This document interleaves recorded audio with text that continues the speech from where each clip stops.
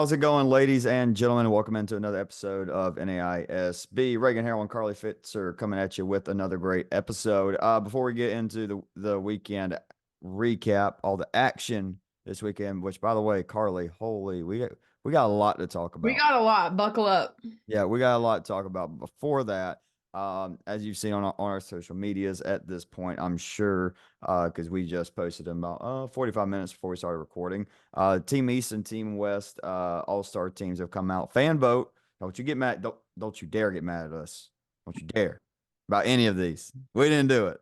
We may have voted, but along with about another 1,700 people, we also at our own votes, but they all count equally. Just running through them real quick in case you haven't seen them on the social medias. Also, shout out Connor Darnell. These were brought to you by Connor Darnell Designs.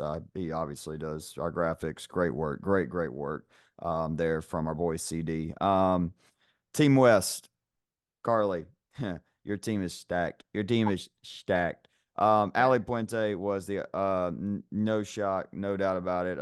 One of the pitchers. Bella McFarland was pitcher is the second pitcher for Team West. A great option. I think that was one where, you know, I think there could have been some other names maybe pop up there, but hey, guess what? She got it. Fans Awesome. voted. That's one where people may message us, but guess what? We didn't vote on it. But no doubt, no doubt, Bella McFarland, a great pitcher, having a phenomenal year. We're actually about to talk about her here in just a little bit and her Jessup Yeah. Warriors. Your DP, and we will announce this here, the player with the most votes, the most All-Star votes with I think around 430. Holy crap. Was Cassie Valdez. No doubt about it. You got your DP. Yeah. Well deserved. Yep, and actually her catcher will be joining Grace Craig. First base, Sarah Giles. No shock there. This is a great one. Both second base races were incredible. Nita Cook got it for Oregon Tech. Riley Radacey, Oklahoma City, third base. Kayla Mick at shortstop from Oregon Tech. Bailey Lowe from Oklahoma City. Or Bailey Lux, my bad, Bailey Lux from Oklahoma City, Madison Leffel from Jessup's in center field, and then right fielder Kayla Dreesy. So the most it was a tie, I think, for so three players from Jessup, three players from OLLU, two Oregon Tech Owls, two Oklahoma City Stars, and Hope International Royal on West. We also did reserves. Team West reserve Shelby Cornelson, Tara Horner, both from Oklahoma City. Maddie Ibarra from Jessup, Haley Fontenot from LSUA, Kelly Wynn from Jessup, Jewel Caldell from Oakwoo, Piper Love from Southern Oregon, and from Houston, Victoria, Kinsey Chambers. So that's your team. My team, Team East. Yep. Got my pitchers. Got my pitchers. You do. You got some dogs. I got my pictures. The two that on my ballot I submitted, they also are representing Team East. I'll share that. I'll share I voted for Kira Baker and Annalise Jarvis. Shocker, you know. I mean, two pretty good pitchers. Pretty good pitchers, Carly. Yeah. I am. Yeah. Yeah. DP, Bryce Peacock, Bailey Canor from Benedictine, Elizabeth Palumbo, or Bailey Canor is our catcher, my bad. Elizabeth Palumbo, first base, Carly Oliver at Team East, second base. So, y'all saw us tweet this out. We had a little bit of a situation there. Somehow this ended up, they had the exact amount of votes, Carly Oliver and Aubrey Warble. Kind of went about it. We talked about it, voted on it. Carly overall is having a better year. Just numbers wise, for the freshman Aubrey Warble, she is on the reserves team, of course. But we decided not to do a tie. It would look weird. The graphic would look weird. It would just be weird. So gave the nod to the first team All-American infielder. I don't think anybody's got a problem with that. You know, sorry, St. X fans, I guess to an extent, but whatever. Madison Roberts, the shortstop. Cassidy James is at third base from Benedictine. Madison Roberts is from CMU, of course. Two Benedictine Ravens in the outfield, Abby Pressgrove and Claire Heights, and Casey Jolly from CMU. So Team East, let's go Heart of America. Y'all, Heart of America went out and y'all voted. Let's see, 1, 2, 3, 4, 5, 6, 7, 8.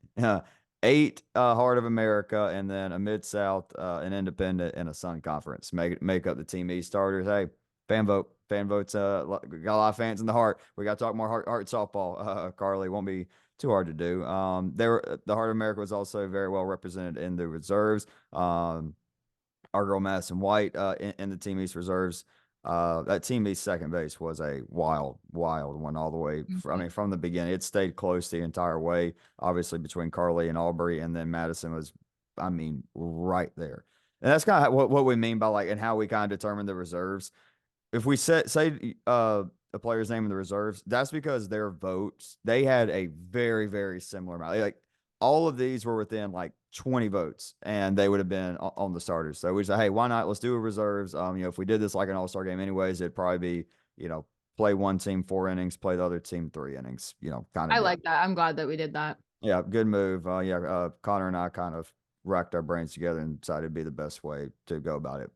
Rest of the way, I already told you about Aubrey from St. X. She's on Team East, freshman, having a great freshman year. Jolie Kreider, CMU, Bailey Selvage, Benedictine, Shannon McAllen, Jesus, from Concordia, Riley Phillips from Baker, Emily Bryant, Cumberland's, said Madison White, our girl. Let's go. So shout out. And then Savannah Bray from Baker. So ton of Heart of America teams. Maybe announcing, all right. So I like the idea. I think it was a well executed idea. I think we obviously have gotten a lot of engagements. Already got like well over 100 likes on Instagram within the first hour. Pretty solid. I think Twitter's doing pretty good too. We will do it differently next year.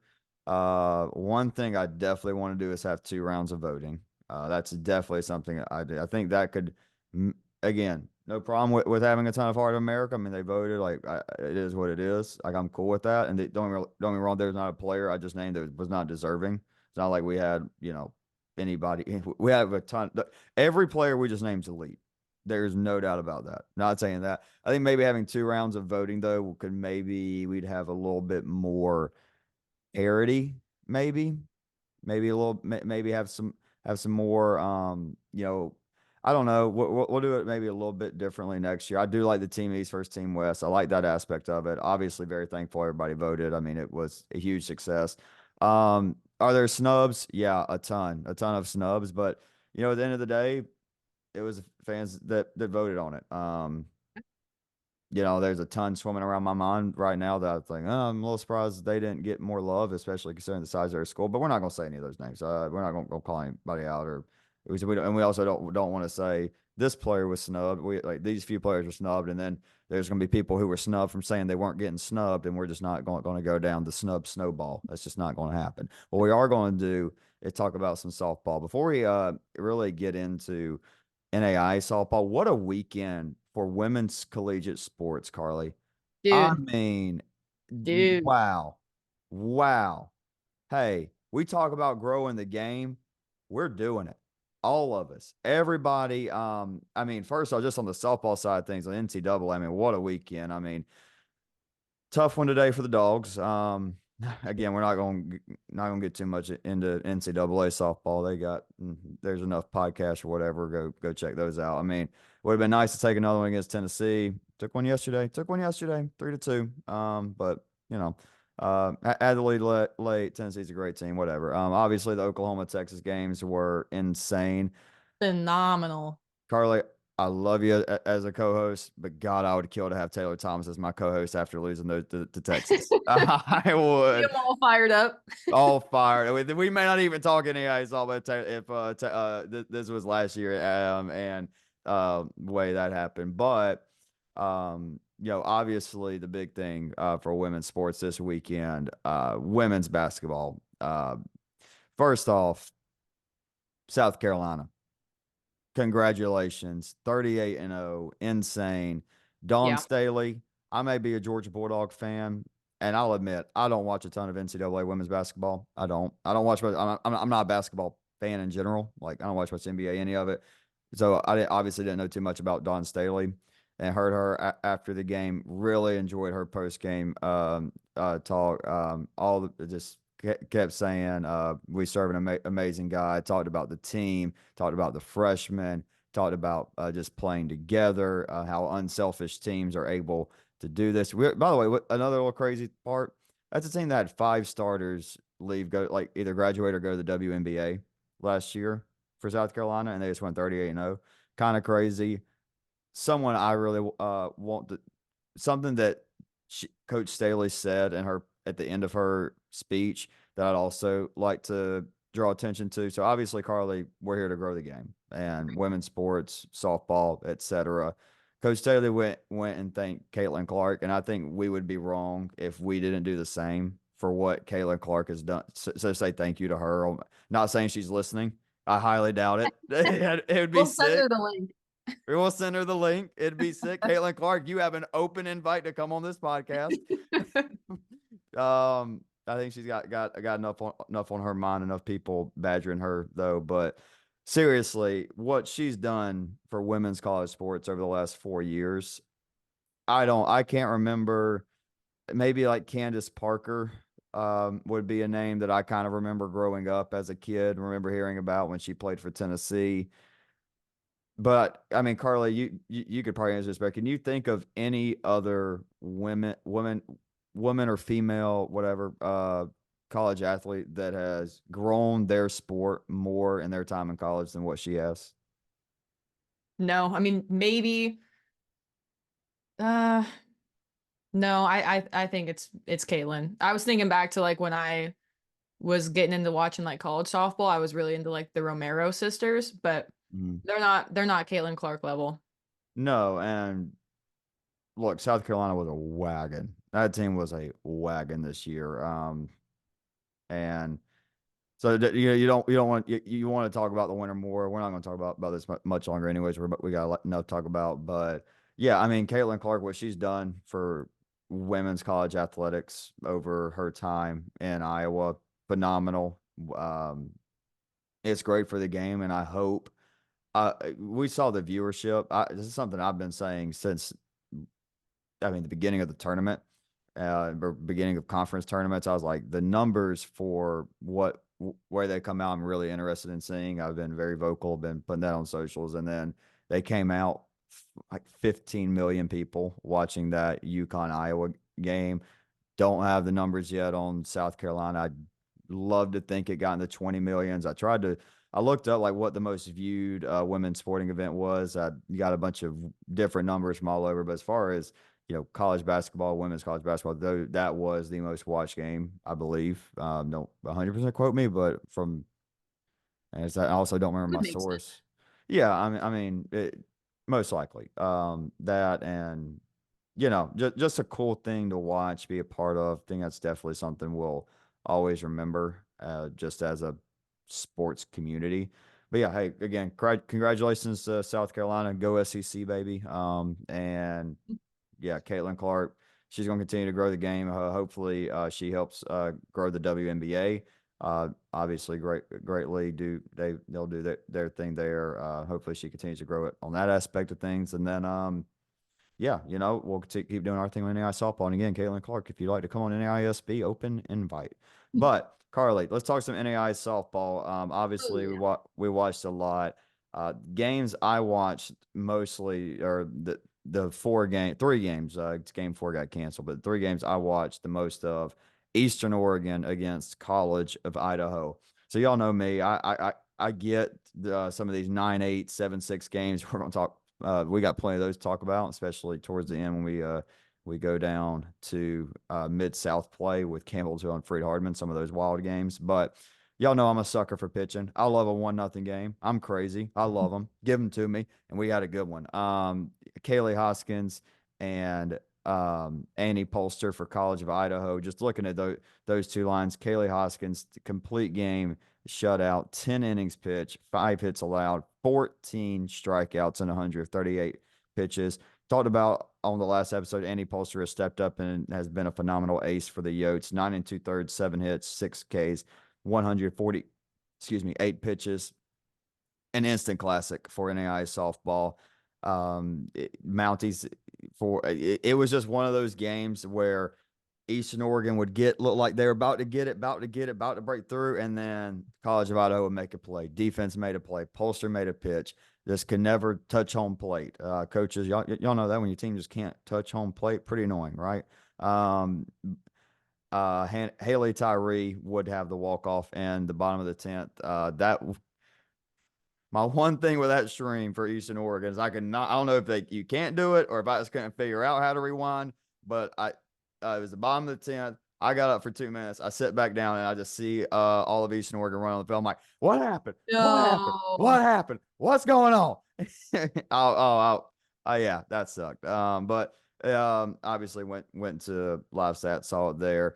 Game 2, got to watch a little bit of that, and then the bottom kind of fell out on them.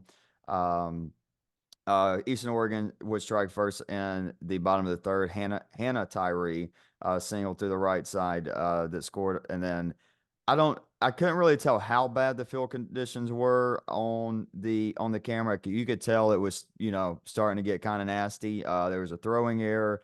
College of Idaho would take the lead in the 4th on a Zachary single down the right field line, and then bottom of the 4th, this is when it was really kind of starting to come down. And they would stop the game eventually. But before that, bottom 4th, Eastern Oregon would answer back with RBI knocks from Breland Field and Haley Tyree to take a 3-2 lead. Wait, did that happen?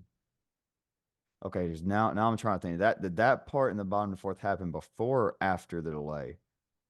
I think it was before. I'm pretty sure it was before. Trying to think of my mantra. I watched a lot of sports this weekend. Yeah, I'm pretty sure that happened before the delay. I could be wrong, but I know it happened the 4th. That's right by the time the delay was. I need to go read I should have read the game recap before, but whatever. The game would go into rain delay. It was picked up Sunday, and then Kylie Parsons was shut down. Just shut him out the rest of the way. And the better weather, Coach Christian said, "Yeah, it's going to be our nice day today." When they finished up game 2 and played game 3, it was like I think 46 and cloudy. Good No God. thanks. No thanks. No. About no. I'm not. Nebraska No. weather. Yeah, just give me my Florida weather. I've become a baby when it comes to weather. I see all this, I'm just like, and now I'm thinking about that trip up to Oregon here in a couple weeks, and I'm like, we better get warm in a hurry. It needs to get warm in a hurry. Game 3, Parsons and Hoskins, they combined 11 strikeouts in 7 innings. Lineup, we talked about how good that lineup was, how disciplined it was. Both lineups, but in this game, it was Eastern Oregon drawing 8 walks. Madeline Durham and Adderson Robrody had 2 hits and a double each, and then game 4 got canceled. I think they just said, hey, we're going to play 3. No point of trying to play 2.5 games in one day. But Eastern Oregon statement win. I think they just solidified themselves as maybe a top 10 team. We should be finding out pretty soon. I think either this week, maybe next week. I don't know. It's about the time we should be figuring out where the 10 opening rounds are at. We should be finding that out pretty soon. No idea if Eastern Oregon's put in for a bid, but they're certainly, man, they're if they're not going to be a 1 seed, they're going to be a tough 2 seed somewhere. Mm-hmm. All right, Carly, how about them Jessup Warriors? How about them Jessup Warriors? They take 2 against Vanguard. They actually dropped their 2 against Vanguard several weeks ago, so Yep. they came back with a vengeance on this one. They won game 1, 9-8. Vanguard struck in the top of the 1st with 3 1s. Jessup cut the lead to 1 off of Maddie Ibarra. You will hear her name plenty of other times as I go through this game and the next. But off of Maddie Ibarra triple, Sarah Giles had a sac fly. They tie it up an inning later after a Maddie Ibarra home run.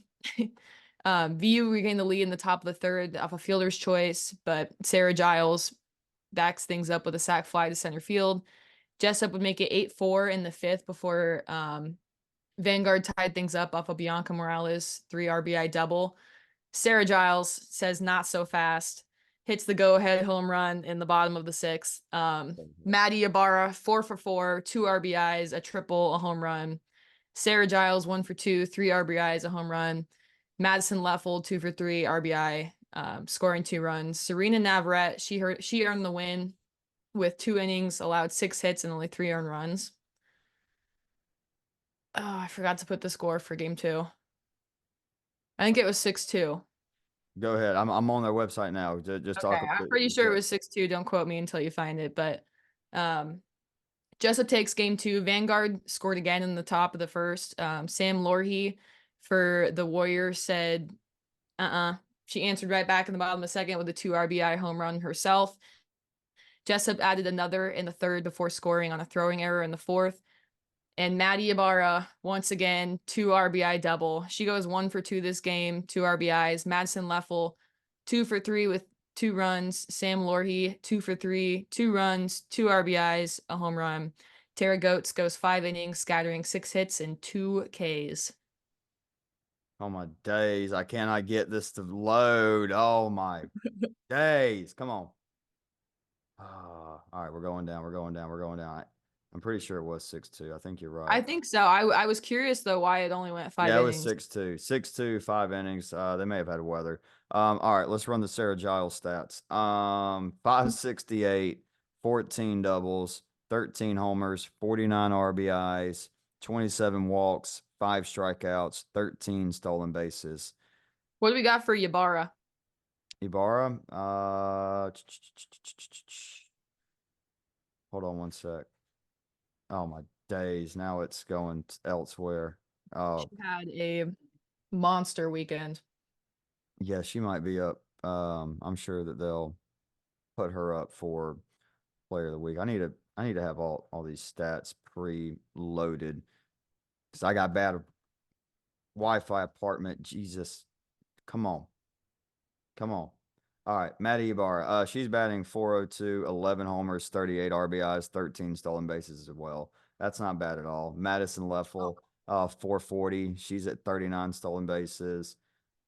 She'll probably finish second. She may make a run. I don't know. Chelsea Kurtz has got to be she might be sniffing 60 stolen I think bases. last I checked, she had 56.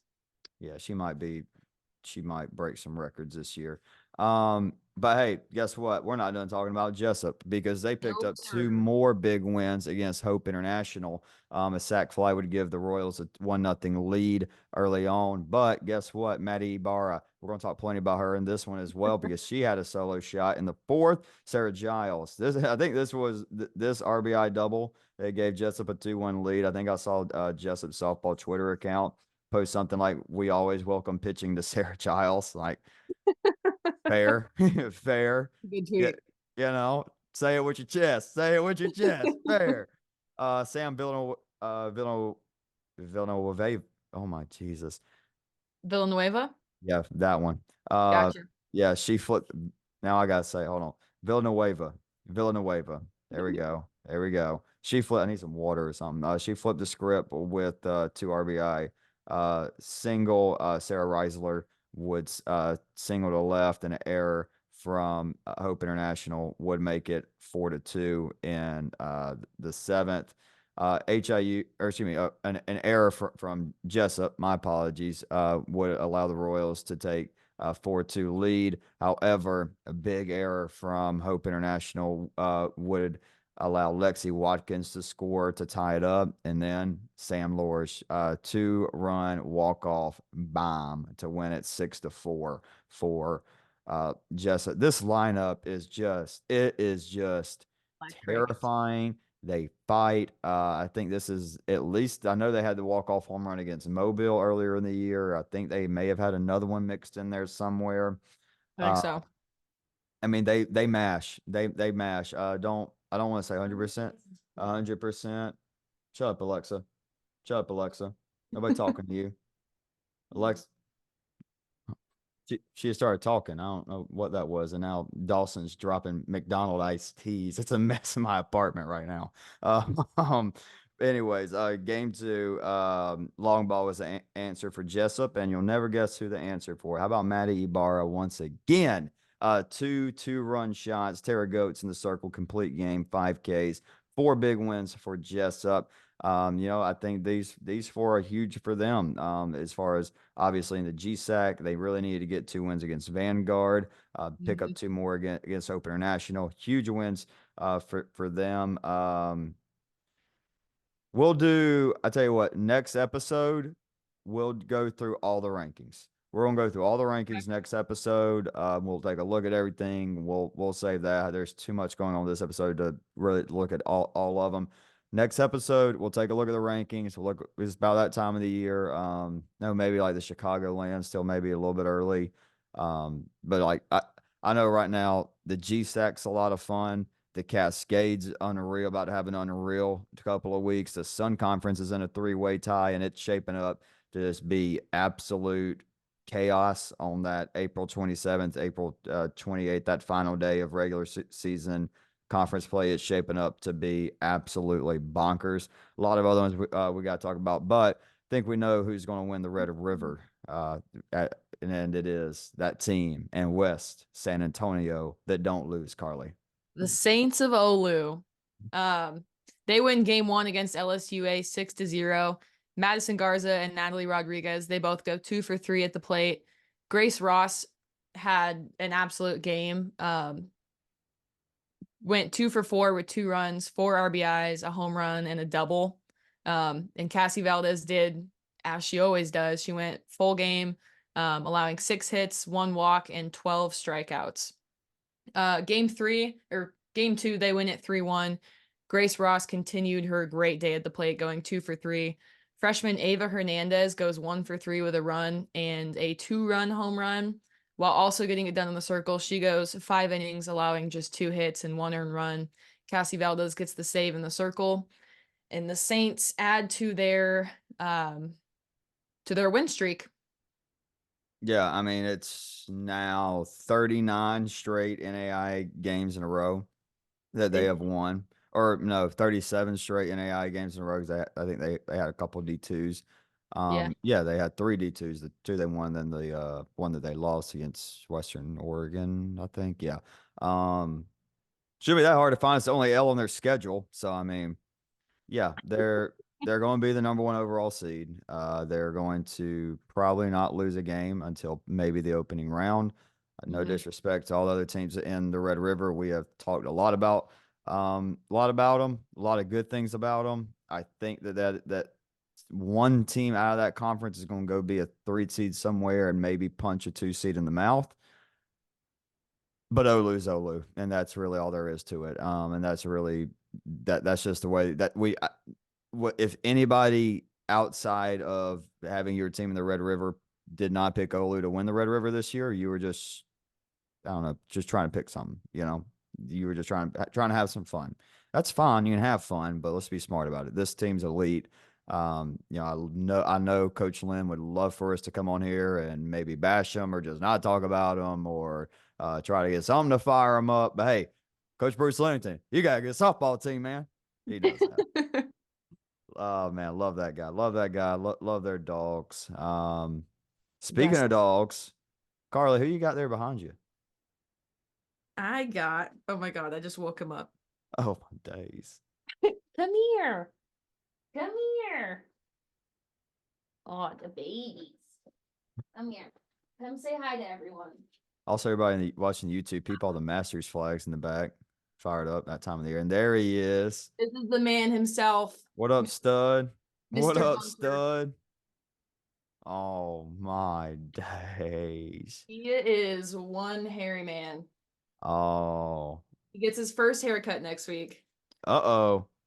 I know. He's either going to come back bald or I don't know. That's going to be interesting. Bald or ugly. Bald or ugly? Sheesh. Bald and beautiful, Carly. Bald and beautiful. I hope so. He's named Bunker after the bunkers on the golf course. Nice. I wanted Bogey, but Bunker fits him. Bunker. I like that. Bogey. I like Bunker. Different. I like Bunker. All right. Let's keep it rolling. William Carey. Busy weekend for William Carey, but they picked up two big wins against Middle Georgia State. They took game one 5-1. The first of three DD West hits of the day was an RBI single. Albany Fussell 2 for 3, 3 RBIs in the circle in game one. Ryan Hornsby, complete game, 1 earned run. Kate Schroeder, complete game shutout in the circle for her in game two. 1-0 win. Simple. Pitcher did her thing. Susie Lebert for the Crusaders had a couple base knocks. Carly Kiter had the RBI single. She continues to do phenomenal. I'll say this, William Carey, I thought they had a couple names that I thought we'd see on the All-Star team. Tell you the truth, that we didn't, but didn't affect them this weekend. They did lose one to Bruton Parker. That's a big upset, no doubt about that. But hey, they got two big wins against Middle Georgia State, and they did. I think they won the next game against Bruton Parker 7-2, take care of business. But tough one there from Middle Georgia State. Two tough losses, but Carly, they would bounce back against the Rams. They do. Two really impressive wins after their tough losses to William Carey. Middle Georgia State comes and sweeps Mobile. They win game one, 3-1. Mobile actually held a 1-run lead going into the fifth. Knights took it in the sixth off of Summer Lawrence RBI single. They scored another one off a pass ball. Madison Riggins goes 3 for 4 with a run. Summer Lawrence and Christina Zeppa, they each record an RBI. Beth Edens goes the complete game with 8 hits, 1 run, 1 walk, and 2 strikeouts. Sorry, I think I need water too. Game 2, 2-0. The lone scoring of the game comes in the fifth off of Mary Ballard, 2 RBI double. Middle Georgia only recorded 2 hits this game, so they really made those count. Madison Riggins goes the complete game. She has 5 hits with 5 strikeouts. But shout out Brinkley Goff for the Rams. She had a great game. She had 7 innings pitched, just 2 hits with 6 strikeouts, and only her 3rd loss of the year. Yeah. Again, the Southern States, that's another conference we're going to talk a lot about on Thursday, just as far as the way the top of the standings in that conference looks, because it's going to be, that might be, I tell you, if I didn't have plans to go up to the Cascade tournament, I would love to go to that Southern States tournament, because you start just mentioning Bruton Parker beating Middle Georgia State kind of shows, or not Middle Georgia State, but William Carey shows anything could happen in that one. But you know Mobile, you know Middle Georgia State, you know William Carey, Faulkner's. We talked about them episode or two ago, starting to really turn it on here in conference play.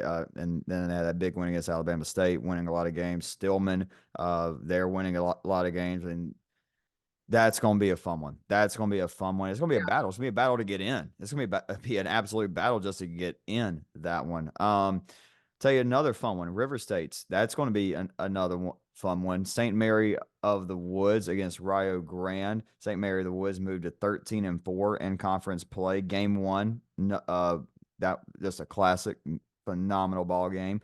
4-3. Lyric Krause 2 for 4, 3 RBIs, had the game winning double in the bottom of the 8th or bottom of the 7th? Bottom of the 7th. That's on me. I got you. Bottom of the 8th. Yeah, bottom of the 8th. Oh, good. You're good. You're good. We usually so a little bit of, I guess, how the sausage is made. Part of this, we obviously have a doc. I think this one got up to what, 7 pages, like 7 pages.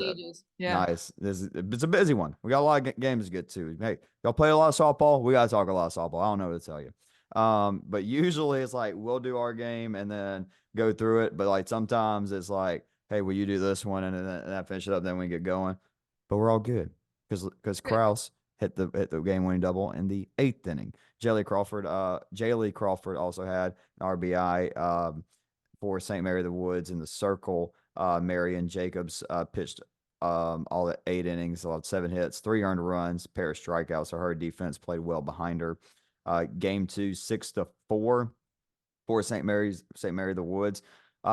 This first bullet scored all 6 runs in the bottom of the 4th. Not that surprising. Saw them have some big innings in Lawrenceville last year. The ability to put up big innings at least.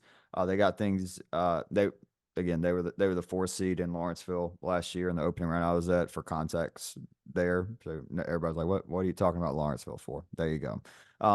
Things got rolling when Jason Kahn Jacelyn, not Jason, Jacelyn Kahn doubled to score. And then four straight singles, Kraus, Pender, Kinzer, and Henderson back to back to back to back. Four singles for them. Jaylee Crawford, big day, went 3 for 3. Rio would try to start a comeback. They scored 3 in the top of the 7th. A pair of home runs, but just could not quite get it done. For same area of the woods this time, it was Summer Rocha getting the win. She went 4 1/3, gave up 5 hits, 1 earned run. Man, I tell you, still, I mean, I still think Rio's a really good team. Don't get me wrong, but man, I thought they'd be doing a lot better in conference play after what I saw in Columbus for NFCA leadoff. When I saw them in person, I'm like, this is a team that could get there, borderline top 25, but they've stumbled. Maybe they get it going. No, I still believe they have some good pitching. But this is where I just kind of wish this was my full-time job and I didn't have anything to do. Unfortunately, I did have to work this weekend. It was awesome. Up in the booth for some Weber baseball. Broke out the brooms. 1-4 against St. Thomas. 2 walk-offs. Electric. Had a lot of fun, of course, up there. The boys in the BAB are now 32-8. Number 5 in the NAIA. Come on. They're having a year. Having a year. If you want to hear more, check out Suncast. Manny and I'll go off on there. Excuse me. But like that, I wish I get to watch a little bit more. Maybe I'll go back on to try to find a live stream. We'll watch a few innings. This man, when I let and this maybe I just had a poor evaluation on them. Maybe it's poor evaluation on my part. I just really thought when I left Columbus, it's like, and it was also February. We're now in April. Teams are playing different. I get that. I just thought they and they're still going to make that tournament and can make something shake. But yeah, we'll see. Carly, My neck of the woods. let's go to it. Yeah. Midland stays undefeated in GPAC play. They take on Doane. Game 1, little bit rocky for them. They win at 3-2. Ronnie Foot's 2-run home run would be the difference maker. Amanda Schmaderer brought in the 3rd RBI. Aaliyah Rincon goes the complete game. She has 8 hits, 2 earned runs, 4 walks, and 10 strikeouts. Really hard fought game for Doane. I watched a little bit of this one. They made things interesting in the bottom of the 6th. They loaded the bases off, couple singles and a walk. Brought one in on another single, had a hit by pitch. They were knocking on the door, but Aaliyah Rincon shut them down and they got out of it. Game 2, they win at 5-1. Reese Floro, 2 for 3 with 2 runs. Ronnie Foot, 1 for 3, an RBI double. Camille Vestal, 2 for 3, 2 RBIs, 2 doubles. And Peyton Kohler really etching herself in there as the number 2 arm down in Midland. She had 6 hits, 1 earned run, 1 walk, and 6 strikeouts. She moves to 9-1 on the year. Yeah, I wanted to bring that one up. I mean, one, just kind of remind everybody this is probably going to be one we won't talk a lot about, to be honest. On when we get talking about the conference standings, because hey, guess what? 2 teams are undefeated. They'll probably stay undefeated, but want to give a check. Carl, I didn't want you to get any trouble with your teammates on this go around with I feel like we hadn't talked about Midland in a little bit. Didn't want anybody being like, Carl, you better talk about some daggone Warriors on there. We got to talk about. Oh, good, dude. I told Ronnie Foot when we put out our East versus West, and I was like, hey man, like I saw you're on the list for 3rd base, like go vote. She's like, I didn't even know that you guys were doing that. Well, they need to pay attention. I told her. Yeah, I don't know. I don't Midland, definitely had plenty of players on there. Dang enough votes. I don't know. Neither one of our any one of our teams. They were but Weber they weren't exactly a ton of Weber Warriors on the ballot. Anyways, let's talk about somebody else in the Sun Conference. St. Thomas and Kaiser. Fantastic. I'll tell you what. There was a time this year I wasn't sure if Sun Conference would get more than one team in the opening round. We're gonna get 3. Sun Conference is gonna send 3. I may get greedy and make a real push that we should get 4. I may get real greedy and say we should get 4. we'll save that for a later date. But St. Thomas, two big wins for them. They take a big step in being one of those teams. They take a big step in being in the top 25. In fact, it would have been big if they got this week, but they did take 2 of 3 from the Kaiser Seahawks. 3 phenomenal games. Game 1. St. Thomas won 4-3. They built up a 4-0 lead. Gabby Gilbert went 3 for 3. Barrios for the Bobcats had a pair of RBIs. Anna Toon, 6 scoreless innings, but the Seahawks would get to her in the 7th. I am getting a little worried about Anna Toon, maybe to an extent of starting to see after 5-6 innings, maybe a dip in velo, maybe somebody maybe starting to get there. And again, it's just from what I've seen, not obviously not a scouting report, and definitely not saying something that a coach has said to me. I would never ever do that, but just from what I'm seeing, it's like getting a little bit later in the year. How much gas does she have in the tank? Don't want to run out in Clearwater if you're the Bobcats. But in the 7th, Molly Reed had a 2 RBI single. We'll bring her name back up in a second. But then good decision from Coach JC, pulled Anna, and then Melody Viciano, who's had a phenomenal year for the Bobcats as well in the circle, picked up 3 big outs to get her 3rd save of the year. Game 2 was 2-0. Viciano and Toon would combine. Melody had 5 shutout innings, and then Toon came in 2 innings, 3 strikeouts, 2-0 win. Kubikova and Falquez had the RBI knocks. Plain simple 2-0 ball game. Game 3, Kaiser won that one 6-3. Man, this would have been a huge for St. Thomas. They would have taken sole possession of first place in the Sun Conference heading down the stretch of the season. But hey, Molly Reed, big 2 RBI double in the 6th. They would add on more in the top of the 7th to take the lead. I think it was 3-2, and then it was 3-2, and then in the 7th, Lacey Travins had the Travines, I think, Travines, Lacey, she had the RBI on the fielder's choice, and then who I think is one of the more underrated first basemen in NAIA softball this year, just someone who I don't get hear other people bring up, and I mean obviously if we say anybody's underrated, it's probably because we're not talking about them. I don't think we got any competition, Carly, on another NAIA softball podcast. I haven't heard it out there anywhere. But anyways, Testa Bones had a phenomenal year. Probably going to be first team all conference down here in the Sun. She had a huge 2 RBI knock for Kaiser, and then Molly Reed again would add another RBI 6-3 win for Kaiser. Big win for them. Man, this is going to be this race down here is going to be fun. Both of the kind of Southern conferences at the Southern State and the Sun. I think it's more maybe 1 through 5 or maybe 1 through 6 in the Southern States where the parity's insane and anybody can win it. But down here in the Sun Conference, 1, 2, 3, 4, St. Thomas, Kaiser, Southeastern, Coastal. I think anybody can win it. I think they're all 4 phenomenal teams. I'll say this. And this is something I've said a ton on here. If Southeastern gets to scoring runs, then it's right back to being a World Series caliber team. And they're starting to hit. And Eden's elite. Eden is an elite freshman. Like she's not saying that I wouldn't rather have Autumn Hunter or Claire Seconder with that experience out there in a must-win game. But it's gonna be really interesting to see what Kayla Watkins does with that pitching staff in Clearwater, and assuming they make opening round, which I think they will, they should. I think the Sun Conference sends 3 teams probably.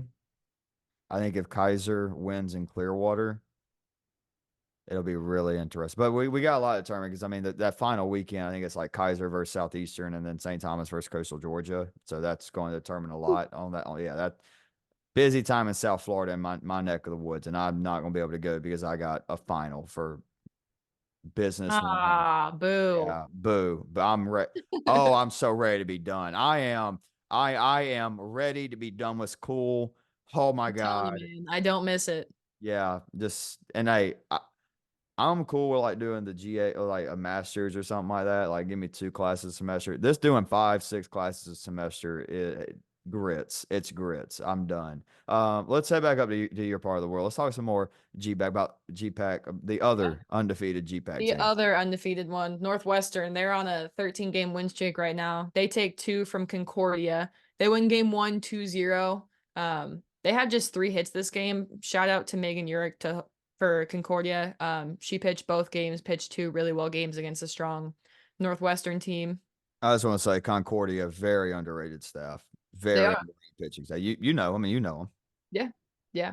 I actually played high school ball with Megan Urick, so Oh, nice. watching her improve through high school and up through Concordia, it's fun.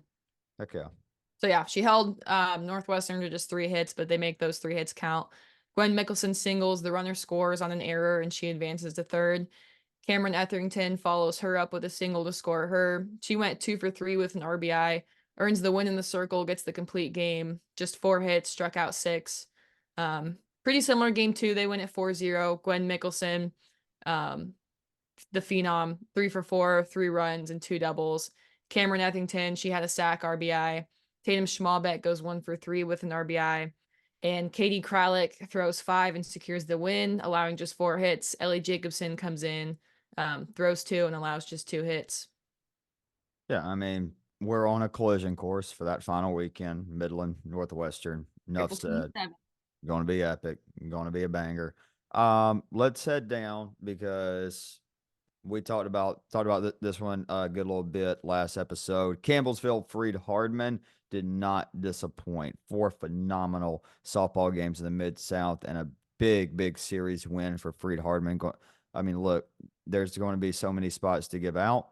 The whoever doesn't win the Sun Conference is going to be battling with these 2 teams unless one of them one of these 2 teams, most likely they're going to be battling with the Sun Conference team when it comes to an opening round. It's going to be the same, maybe for like a Stillman or a Faulkner or whoever down there in the Southern states. Just look from a regional standpoint, those teams getting in and all over the country.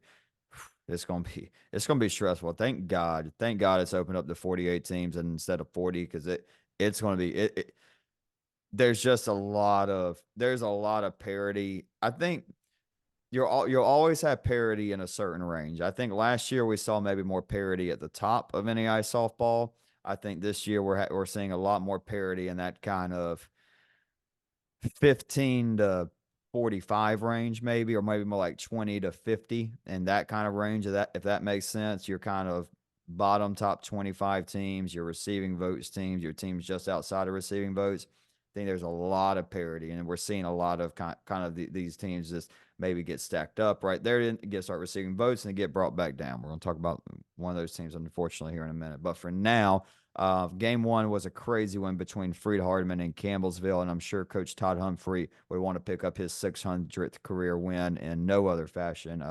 Great guy. I mean, I think, gosh, Coach Humphrey was probably the second, maybe third coach we had on an AISB last year. No G for sure. And obviously his battles with Coach Watson over at Campbellsville, legendary rivalry. One of those that we've talked about. We're going to do in the off season, have that kind of those throwback episodes, talk about some OG and AI softball days. Definitely going to want talk about those Campbellsville, Freed-Hardeman, Lindsey Wilson teams, all that. But anyways, Freed took game 1 9-8. Just obviously I don't go through everything I have there in that 9-8, but what I want to just really point out, look at the top 3 of this Freed-Hardeman lineup. Quinnen 5 for 6, 3 runs. Gilmore 4 for 6, 3 runs. Eggleston 4 for 6, and RBI and a run. Your 1, 2, 3 is doing that. You're going to win a lot of ball games. Lions did tie it up on an error and one. Sorry, Lions tied it up in the 7th on an error, and they won it on an error in the 8th. So definitely a tough way for Campbellsville to lose that game. Kylie Brown got the last 3 outs. She battled to get the win, and then kind of it's fun softball there. 9-8 game, and then game 2. How about 3-0? Would have been funnier if it was 1-0, but 3-0. Campbellsville tied up the series one apiece. Courtney Patterson led the way, complete game shutout, 4 hits, 3 strikeouts. Lindsey Mitchell and Morgan Carter had the RBI knocks for the Tigers. Game 2, the only, I guess, kind of the only game where it wouldn't have been a save opportunity. How about that? Olivia Eggleston, 3 for 3, 2 RBIs, 2 runs, a double, and a home run. Have a day. Have a day. That's a day. Olivia Wright would add on with the home run. Man, Brittany Adair, complete game shutout. We told you about this Freed-Hardeman pitching staff you know, starting to really do their thing with their dangerous duo and talented young freshman in the circle. Freed-Hardeman, big time. And then game 4, banger, 6-5. Emily Reynolds started her 3-hit, 3 RBI day for Campbellsville with the solo shot. Chloe Carter would lead the way for the Lions, going 3 for 4 and a crucial RBI double in the 6th. Campbellsville would score 1 in the 7th, but Freed-Hardeman would hold on to take the lead. I'm sorry, would hold on to not take the lead, but take the series 3-1. Again, just looking at Freed-Hardeman, they're swinging the bat really well. Brittany Adair and Chloe Winters are having really solid years. Kylie Brown's been solid for them as well. This was a huge series win. This is crucial for either team to win this series, and felt Freed-Hardeman's way. Sorry, I was trying to pull up. I got bad Wi-Fi too. But moving on to St. Xavier and St. Francis. St. Xavier takes 2 from St. Francis. They win game 1, 4-3. They led, I think, pretty much the whole time. Taylor Becker goes 2 for 3 with a double. Maddie Stahulak, 2 for 3 RBI. Caitlin Wright, 1 for 4 with a run and a home run. Layla Summers goes the complete game. She allows just 5 hits and strikes out 6. Game 2, a little bit more offense from both teams this game. Abby Carr goes 2 for 4 with 3 RBIs. Haley Matlock, 2 for 5, 3 runs and RBI. And Caitlin Wright again had a great weekend against St. Francis, 2 for 4, 2 RBIs and a double. Haley Westner got the dub in the circle. She had 2 innings with 4 hits and 1 earned run. Big wins for St. X. They needed these 2. Yeah. They got to really start stacking some wins up. Now they could just win their conference and be fine, but yeah, they needed 2 wins. We're starting to get real close to reaching 500. And the bad way of reaching 500, when you're above 500 most of the year, some L's start stacking up. 2 big wins for them, gritty wins. Lineup looked phenomenal. Just a couple. Let's burn through a couple of these. I want to go through all the stats. Just a couple of notes that I made throughout watching softball this weekend and keeping up with stats. My jinx continues. My bad, Mo Bap. I'm sorry. Whoops. Jinx continues. William Baptist and Central Baptist, they pick up big wins, big splits against Mobat. And now we look up at the AMC, and I think it's safe to say I don't think anybody had William Baptist and Central Baptist being tied for first in that conference, but they are. We'll talk more about that one later on, next episode. Baker Wildcats.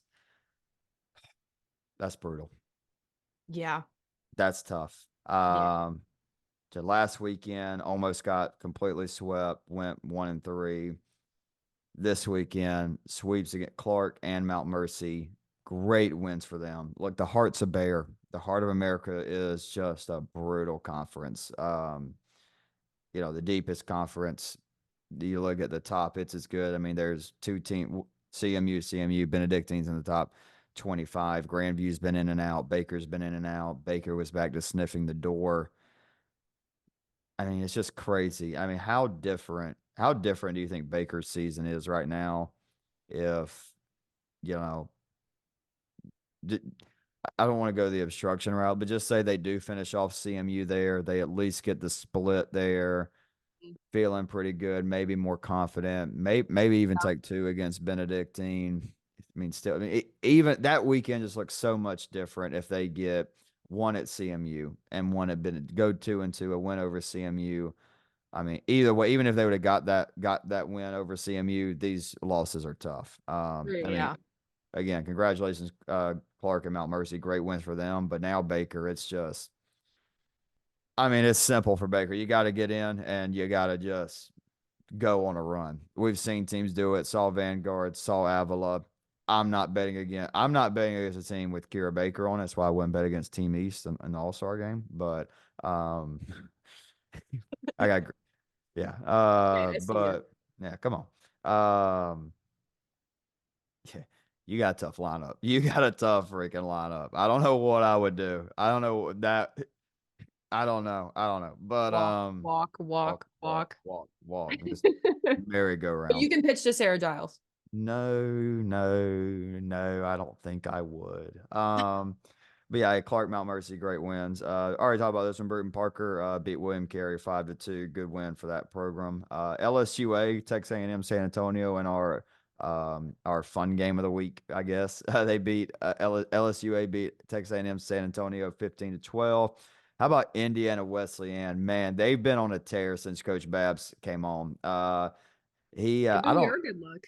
Maybe, man. Shit, I want to go that far. I want to go that far because When it's just you calling it, you jinx them. there you go. Hey, Carly's good luck. I'm the bad luck. So maybe just request your interviews with just Carly. I'll just sit back. But hey, they're red hot. They're at the top of that conference. I'm excited to talk a lot about Crossroads. Well, it's all about Crossroads because they play those early middle week games anyway. So we'll definitely save that for later. Reinhardt, they're ripping through that conference. Yeah. They are ripping through the AAC right now. Watch those Truett McConnell games. Dude. Very fun.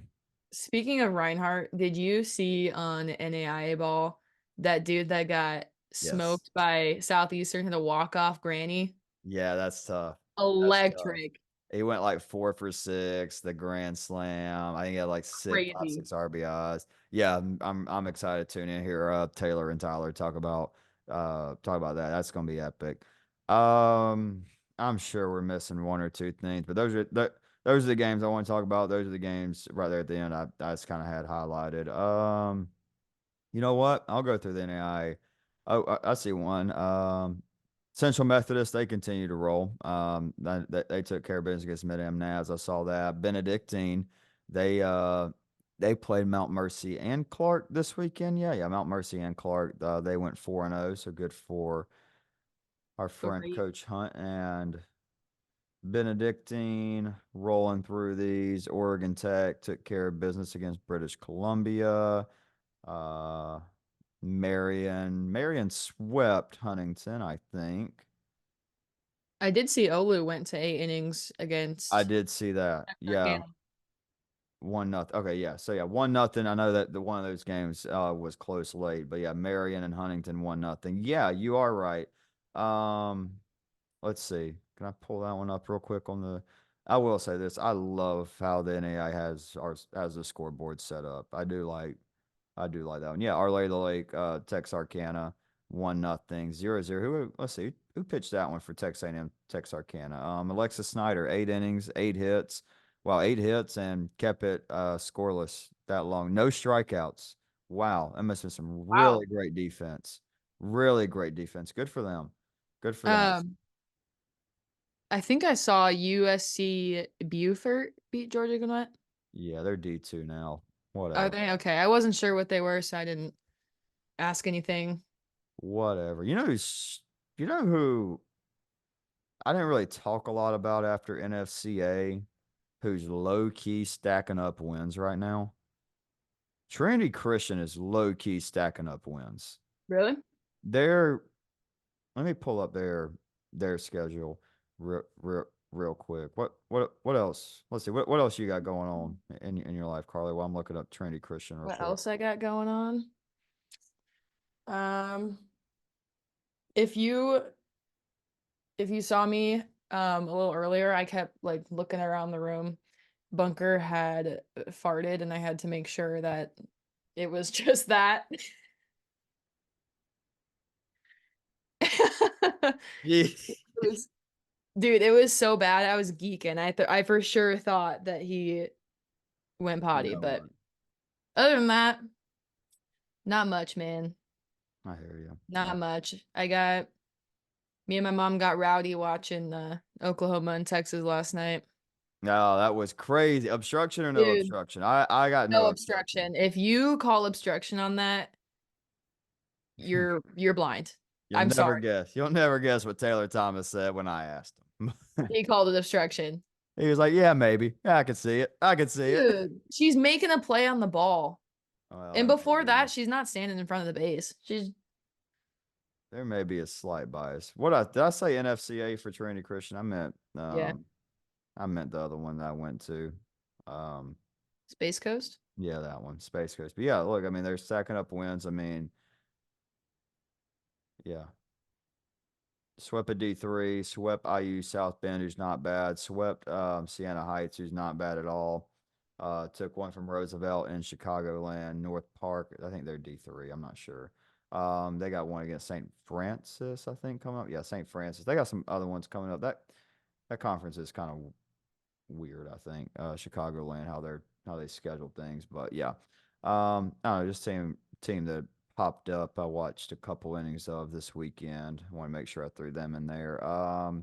Same with Judson. Judson's stacking up some wins. Shout out to Judson Eagles. They're stacking up wins.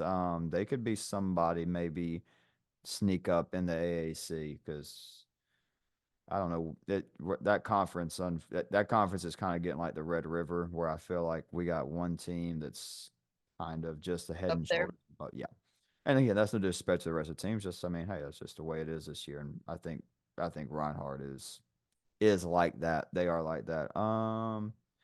Let's see. Let's go to Friday on the NAIA softball scoreboard. Let's see here. Oh, Tennessee Southern. Great job voting. Great job voting for your people, by the way. Freaking they showed out on the All-Star teams. They had somebody. I'm pretty sure Tennessee Southern had I thought so. I think they had one on reserves, yeah. Yeah, I'm like almost positive now that you say that. Oh no, they didn't. They didn't because we had that tie at second base. That's unfortunate. That's unfortunate. Dang. Who was it? They had somebody that was right there though. We did have somebody that was right. They had somebody right there, I think, for second base, but we couldn't put four second basemen on. Right? Like they couldn't do four. Yeah, we couldn't have done four. Yeah. Right? Is this it? I'm just trying to find it. I can't remember who they voted so heavily for. Gosh dang it. Whatever. Um, that Benedictine Clark game, by the way, I know it was 6-0, but that game was low key a banger. That game went 10 innings. It was 0-0 after nine. I got a feeling Paul Hunt probably looked at his group and said, "We're not going to let this be zeros or anywhere close to it. We can't let this get to the bottom of the 10th because they do not have the best record when it comes to getting in the 10th. Bailey Selvage, how about this performance in that game against Clark? Though 10 innings, 3 hits, 5 walks, 12 Ks. Bailey Selvage is a dog. She got on that. She she almost. I'll say almost. She almost was the starting pitcher for Team East. That was a close one. That was a close one down the stretch. There's a lot of close ones. Um, Shout out Mallory Huseman, Fort Clark. She had a heck of a weekend. Um, and she was a pitcher. I mean, 9 innings, shutout ball, and just kind of ran out of gas there. Um, at the end. She's having a real nice year. I mean, 77 innings, 2.7 ERA. Um, let's see what else we got. Tennessee Wesleyan, they're stacking up some wins. Bruton Parker, close game there with Mobile. Stillman rolled. Already talked about that one. Already talked about that one. Indiana Wesleyan, they're just not going to lose another game, I guess. There you go, you jinxed it. Yeah, there we go. Bingo. Go ahead. Mark that one down. I think they got Marion coming up too. So yeah, great. Uh, Same with Oklahoma City. They're not going to lose again either. Or OLLU. No, none of them are going to lose again. They're all going to win. Okay. Yeah. All right. Good episode. Good episode, Carly. We do have an interview coming up this week. We have not recorded it yet, so I don't want to say who it is to jinx it or anything or have something not work out. We do have an interview coming up this week. Already got one planned for next week. I got to tell you who we have planned up for next week. I haven't even told you yet, Carly. Should probably tell my co-host about a fun one. So, fun one's Yeah. coming up. This is kind of I kind of like the way we do it. A little bit longer episodes of just Carly and I chatting on Mondays. Usually more that happens during the weekend than an episode on later on in the week with somebody. But hey, I'll say this: if y'all want somebody, you want have somebody on, just reach out. We're not too picky. We don't Yeah. care. We're down for whatever. We're laissez-faire. Honestly. Yeah. All right. Y'all have a great next few days. We'll be back Friday. Good interview with somebody out in the Midwest. I'll tease that part of it. All right. Y'all have a good one.